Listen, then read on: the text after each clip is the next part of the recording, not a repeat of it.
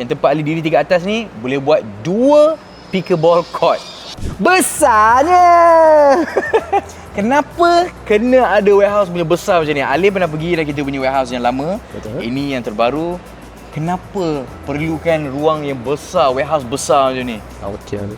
Jawapan dia simple je ni. Penerimaan rakyat Malaysia untuk produk Alif House ni dah bertambah. Ya. Permintaan telah meningkat.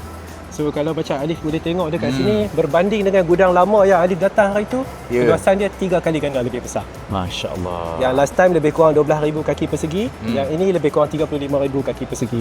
Ya. So untuk kita besarkan kita punya gudang ni bukan apa, nak menanggung, nak fulfill kepada demand pelanggan kita.